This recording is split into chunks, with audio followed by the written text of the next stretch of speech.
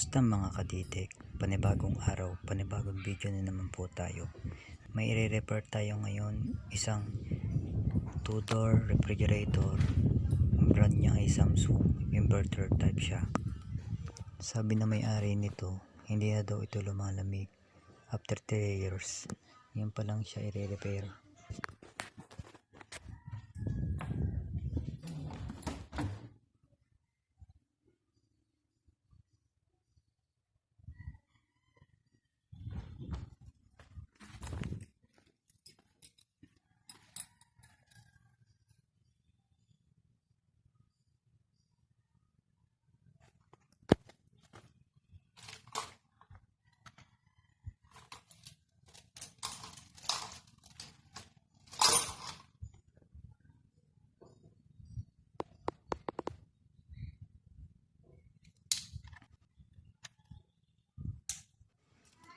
Kunan muna natin ng actual voltage ang outlet na pagsasaksakan natin.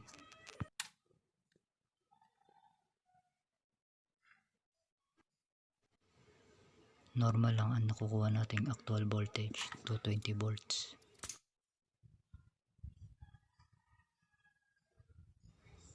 Kunan naman natin ng actual ampere ang unit natin.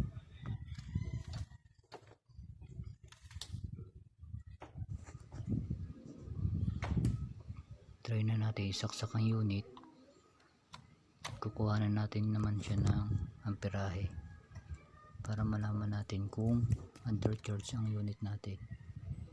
Magbe-base tayo sa sticker na nakadikit sa unit natin kung tatama yung nare-read nating actual ampere. 0.3 yung nare-read nating actual ampere, masyado mababa. Tingnan natin sa loob ng unit sa sticker niya kung ano yung required na current ampere natin. Rated current like 1.2, kailangan 1.2 yung makuha nating amperahe. Based dun sa actual reading natin 0.2, masyadong mababa. Possible na undercharge talaga to. Umanda naman ang compressor natin, hindi umiinit ang discharge line, hindi lumalamig ang suction line.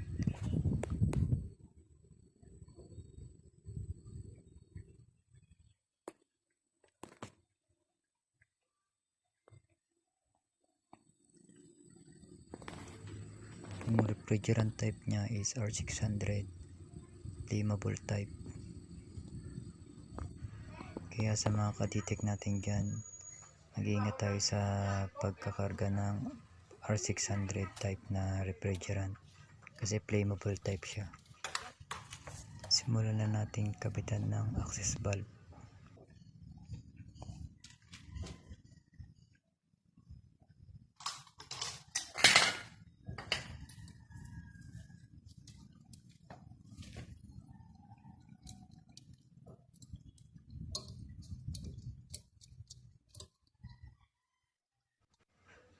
Tanggalin muna natin ang cover at ang relay para hindi masunog pag naghihinang tayo.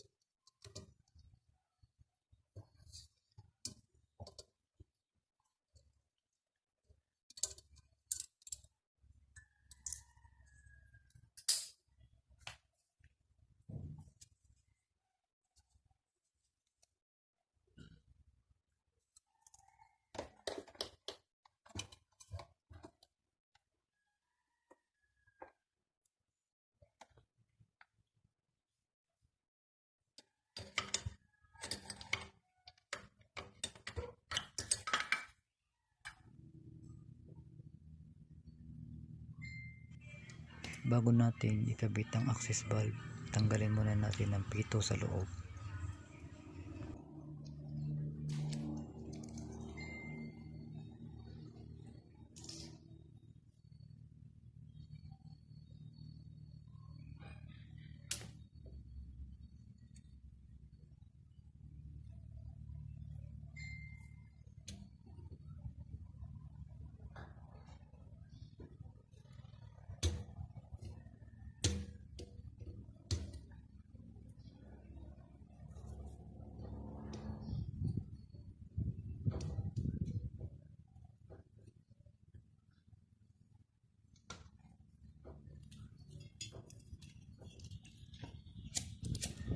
Simulan na natin ikabit at hinangin ang access valve gamit ang map head at map gas natin.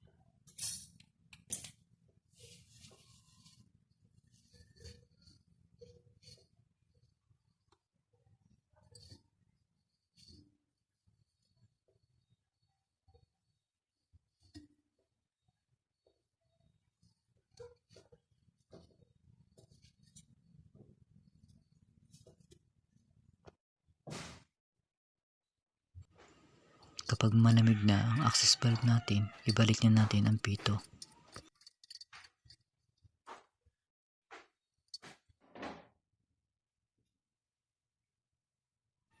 Ang next naman na gagawin natin ay ang vacuum ng refrigeration system. Ilagay natin ang blue hose sa charging line.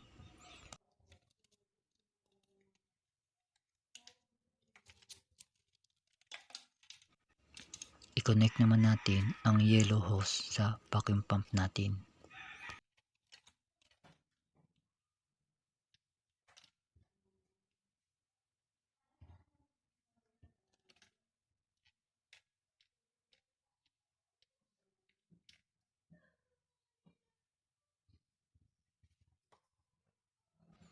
I-open natin ang blue valve bago tayo mag-vacuum.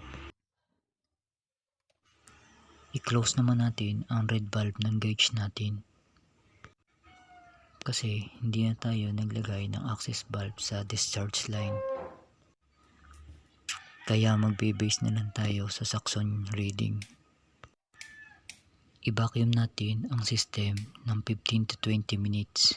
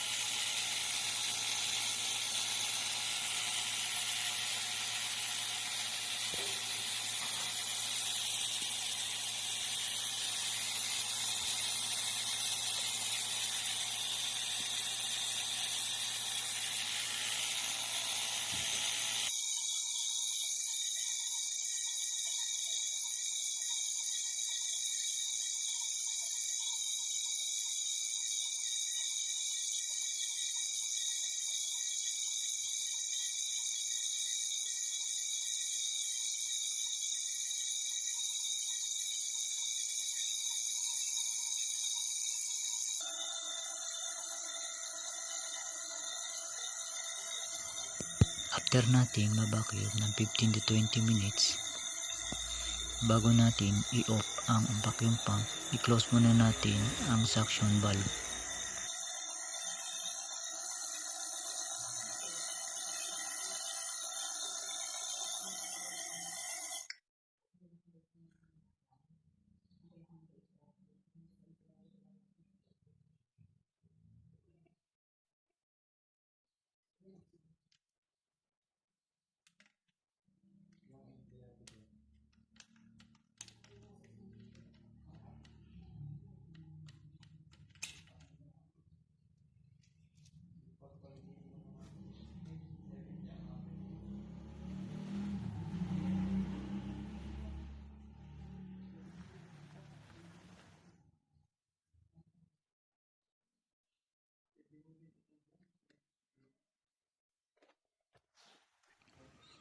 habang naka-close ang valve, kailangan hindi bumalik sa zero.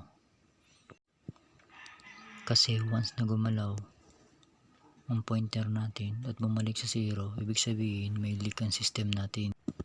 Based sa observation natin, hindi naman siya bumalik sa zero, kaya wala itong leak. Magsisimula na tayong magkarga ng R600 refrigerant.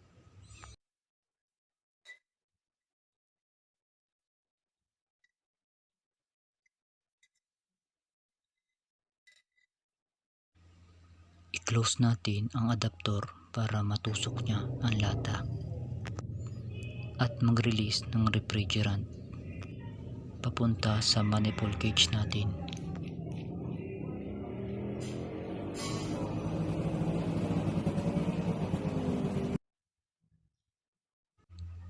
I-open na natin ang adapter valve.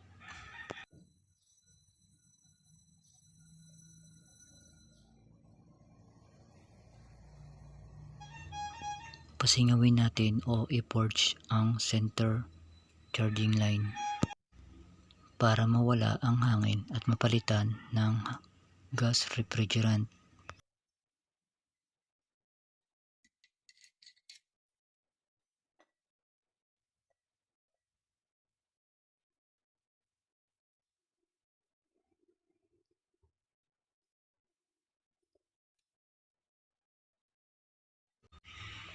Isaksak na natin ang unit para makuhanan natin ng aktual na amperahe at aktual na karga.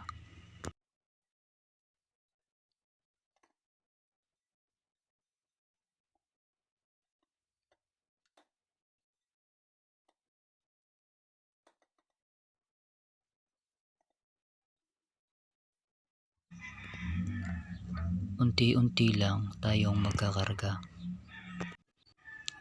hanggang sa makuha natin ang tamang karga at ang tamang aktual na amperahe.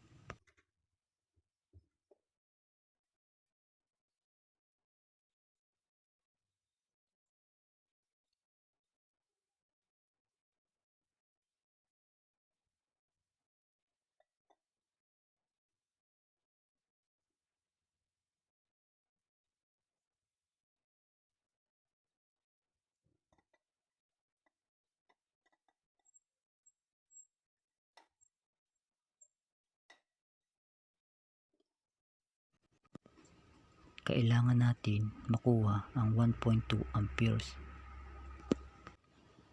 na nare-required ng unit natin. Kung bago ka lang sa aking channel, huwag mo kalimutang mag-subscribe at i-click ang notification bell para updated kayo sa mga bago kong i-upload na videos.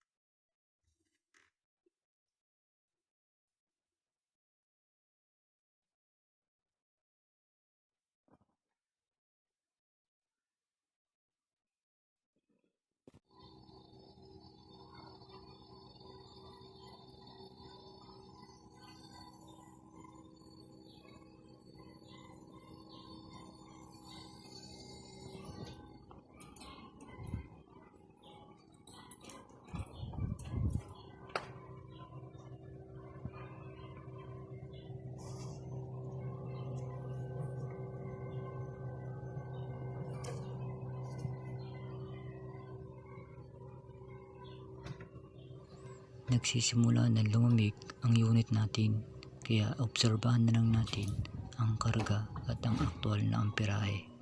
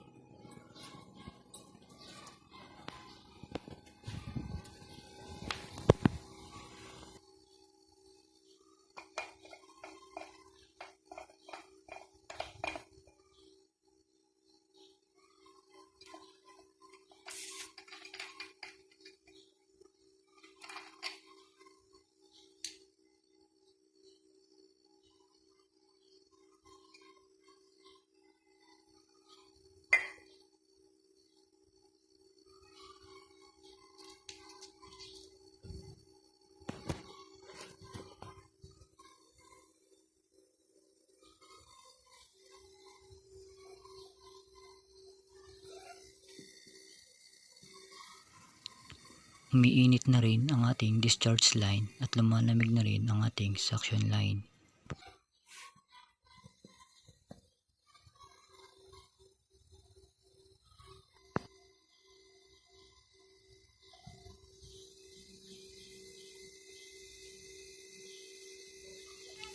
Mag-bubbles check tayo para ma-check kung may leak ang unit natin.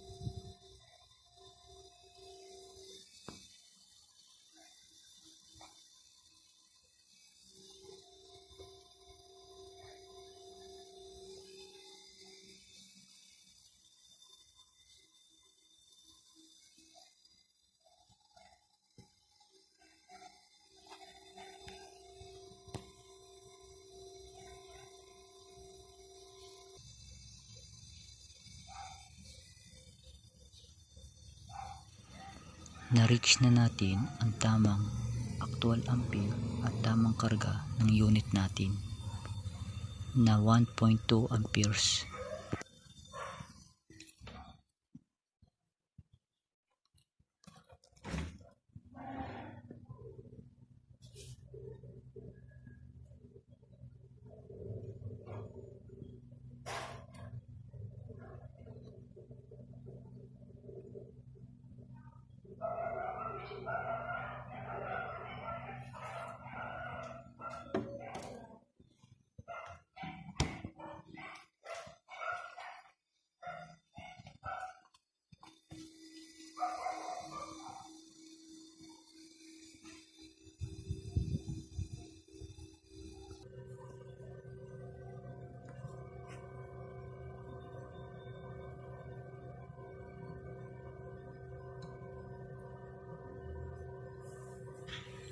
Nagyayelo na rin ang ating evaporator.